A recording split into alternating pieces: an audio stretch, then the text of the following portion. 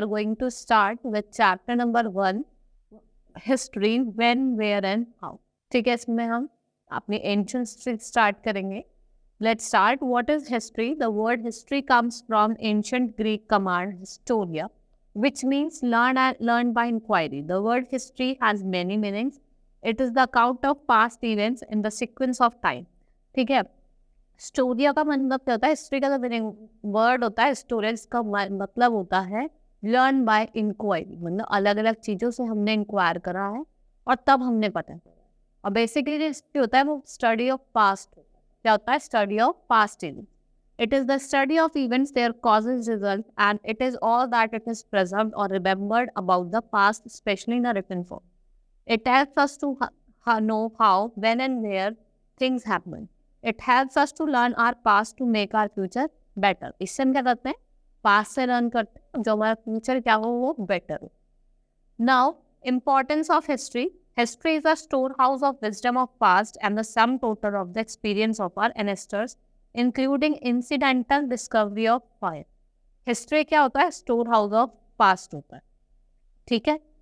Now, it enables us to accept diversity of races, language, religion, and culture, etc. as the real one. ये accept करता है diversity. अलग अलग races के लोग रहते हैं, religion के लोग रहते हैं. It helps us to understand how beliefs and ideals come into being and influence the course of history. ये हमें understand करवाता है कि कैसे how beliefs और ideas come into being. ये कैसे आए थे और इन्होंने कैसे इन्फ्लुएंस करा. It gives the message of mutual tolerance and respect for each other. इसने मैसेज दिया for mutual tolerance and respect for each other, एक दूसरे की रिस्पेक्ट करना. It is also necessary to know how writings develop and how the language that we speak today came to existence. कैसे writing develop हुई और जो आज हम लैंग्वेज बोल रहे हैं वो कैसे एग्जिस्टेंस में आई, इस चीज़ों के बारे में बताता है. Now reconstructing the past. History is based upon facts on which there is evidence. The long history of man is divided into two periods. जो हमारी हिस्ट्री है वो दो पीरियड में डिवाइडेड है, that is prehistoric period and historical period. सबसे पहले हम प्री हिस्टोरिक हिस्ट्री पढ़ेंगे. Prehistory is the period when we do not get any information in writing. Prehistoric people did not know how to read and write. They could not record their observation in writing.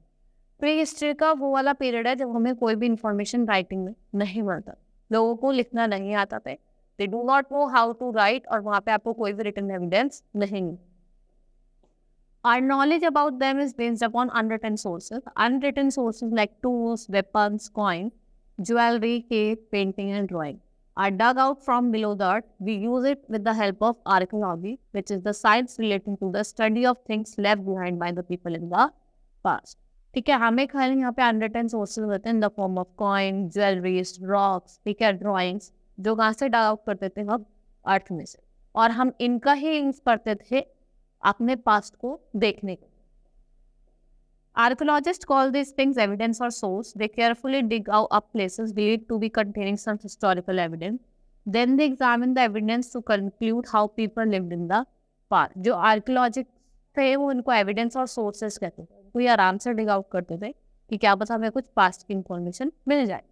ठीक है, और जो उससे हम क्या कर सके, conclude कर सके कि कैसे लोग पास्ट में रहते थे. Now history. History refers to the period about which written documents are available. For hundreds of year there was no paper to write on, but even in those ancient times people knew the art of writing. They wrote on palm leaves on the bark of tree.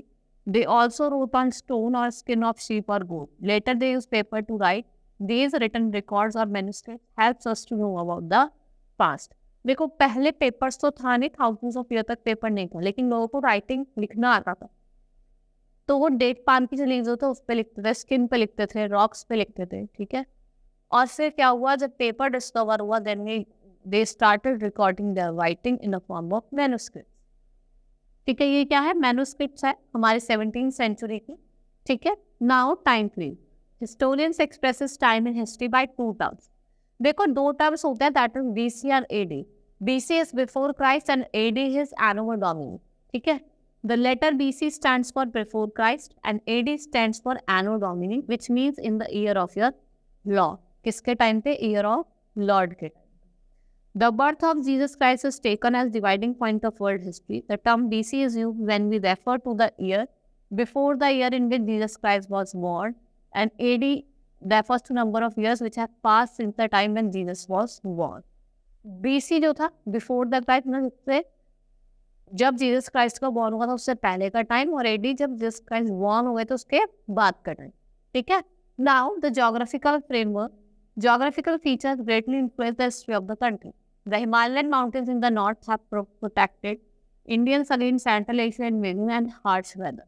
जो हमारा ये northern mountains है, ठीक है, जो हमारा Himalaya northern mountains है, इन्होंने प्रोटेक्ट कर रखा था इन्वेजन किसका, सेंट्रल एशिया का और हार्श वेदर से। However, it was through the passage in the northwest that the invaders entered India in ancient times.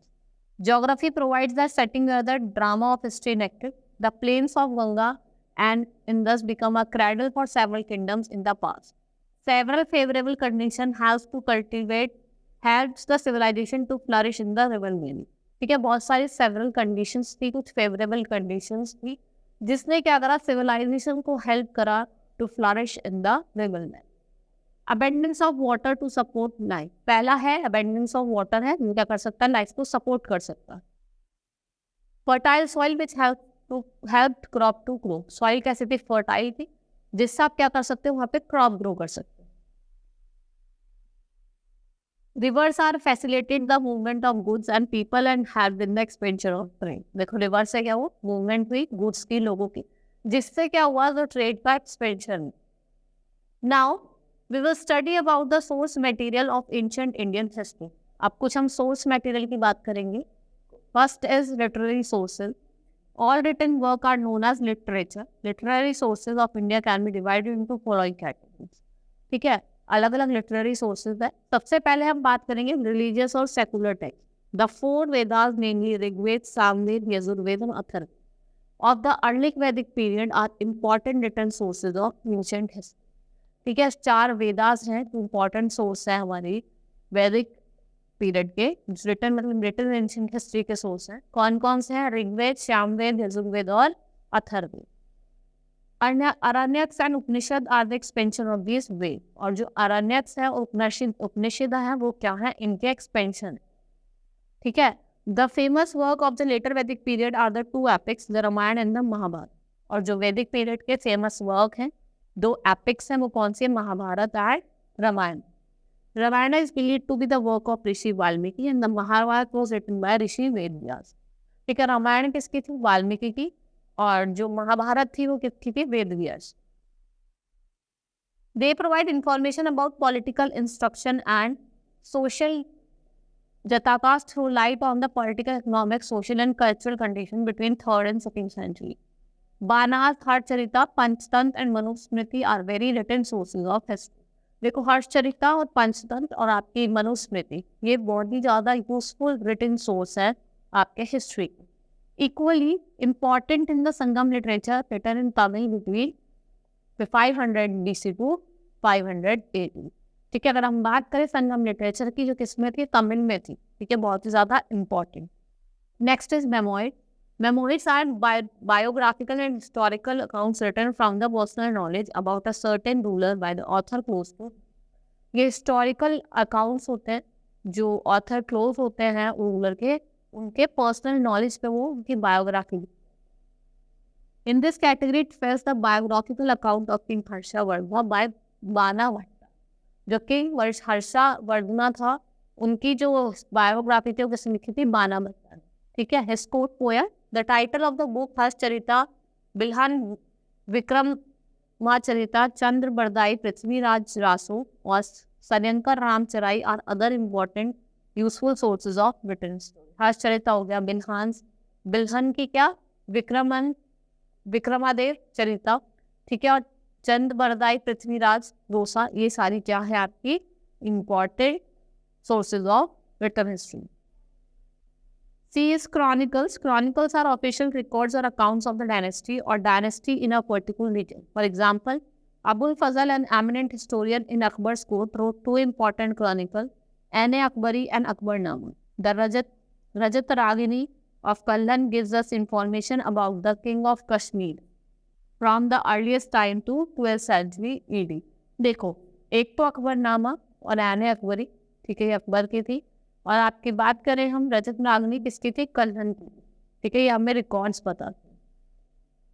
Now travel logs and accounts of foreigner. A number of foreigner travelers, Greek, Roman, Chinese, Tibetans, Arabians, visit India from time to time and left valuable accounts about the people, their lifestyle, custom and tradition. देखो, अलग अलग foreign travellers आए, ठीक है, कुछ Greek आए, कुछ Romans आए, कुछ चाइनीज आए, ठीक है, और अपने अपना यहाँ पे क्या छोड़ के गए?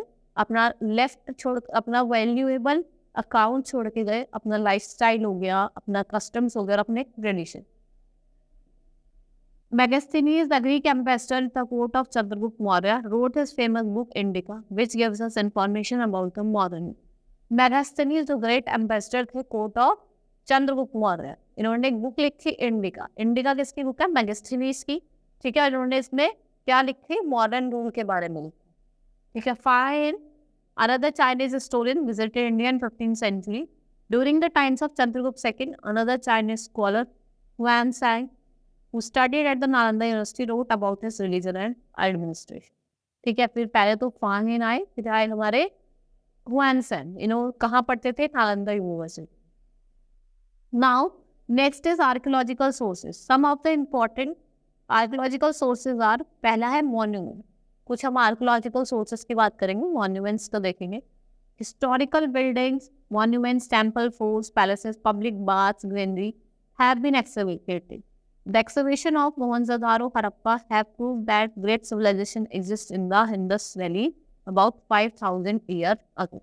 जो मोहनजोदारो है और हड़प्पा है, इसने ये चीज बताई कि सबसे उन्होंने ये प्रूव करा कि जो ग्रेट सिविलाइजेशन जो लाया करते थे, एग्जिस्ट क्या करते हैं? Indus valley civilisation. Some temples of the early times, such as the temple at Dogar, Bhitargaon, Rajsas, Mahabalipuram, gives us the insights into the architectural skill of the people of the prehistoric period. जैसे जो temple आपके दियोगढ़ में है, भितरगांव में है, राट्स में और महाबलीपुरम में, ये हमें क्या देते हैं? आर्किटेक्चरल स्किल्स के बारे में बताते हैं, जो लोग प्री हिस्टोरिकल टाइम के जो लोग थे। Now inscription and ethics. Inscription are the words inscribed on stone metal. Thousands of inscription on rocks, pillars and metal plates has been discovered in India. पहले जो आपने देखा होगा स्टोन्स वगैरह, कॉपर प्लेट, ठीक है, वुड वगैरह का यूज किया जाता था इंस्क्रिप्शन वगैरह लिखने, ठीक है। We have come to know about the king Ashoka only through the inscription of the pillar. These are engraved in Brahmi and Kharosthi script. Brahmi और खरोस्ती स्क्रिप्ट में आपका जो अशोका है, उनका जो पिलर इंस्क्रिप्शन है वो आपको मिलता है। An edict is a royal command in order people to do or not to do a certain thing. Such official orders were engraved on metal, stone, rocks or pillar. Addict क्या होता है? Royal command होता है कि लोगों को क्या करना है और क्या नहीं करना। ये स्टोन्स वगैरह पे, रॉक्स वगैरह में पहले लिखा जाता है। Now coins. The study of coins is called numismatics. We also have come across ancient coins. These fill up many missing gaps in completing the story of prehistoric period. Thousands of coins have been found. They made gold, silver, copper and nickel. The coins bear many figures and marks. ठीक है, जो coins है, thousands of coins मिले थे, अलग अलग थे, कुछ निकल के थे, गोल्ड के थे, सिल्वर के थे, कॉपर, ठीक है। अलग अलग coins पे अलग अलग फिगर्स या आपको मार्क्स मिलेंगे। For example, coin issued by Samungit tells us that they was the devotee of Vishnu and that he was fond of music. जो समुद्रगुप्त का कॉइन था वो पता वो किसके डिवोटी थे? विष्णु के। उनको म्यूजिक सुनना बहुत ही पसंद, उनके कॉइन से पता लगा। Now artifacts. Artifacts means work of an art made by humans, such as pottery, statue, tools, ornament. These are called cultural items of evidence and gives us lot of information about the lifestyle and the custom of early men. ठीक है, ये हमें information देता है lifestyle और customs इसके early man के, कि उनका लाइफस्टाइल कैसे, ठीक है। जैसे उन्होंने, आपने देखा होगा आर्टिफैक्ट्स का जैसे वर्क ऑफ आर्ट होता है, जैसे किस पे? पोइट्री पे, स्टैचूज पे, टूल्स पे, ऑर्नामेंट पे, वो आर्ट्स बनाते हैं, वो क्या होते हैं? आपके आर्टिफैक्ट्स होते हैं, ठीक है। वो क्या है? आपके आर्टिफैक्ट्स है, ठीक है। आपको समझ में आएगा, हमने सारे सोर्सेस पढ़े, प्री हिस्ट्री के बारे में पढ़ा, हिस्ट्री के बारे में पढ़ा, हमने कुछ लिटरेरी सोर्सेज पढ़े, आर्ट और आर्कियोलॉजिकल सोर्सेज पढ़े, ठीक है। Hope you understood the chapter. That's all for today. Thank you.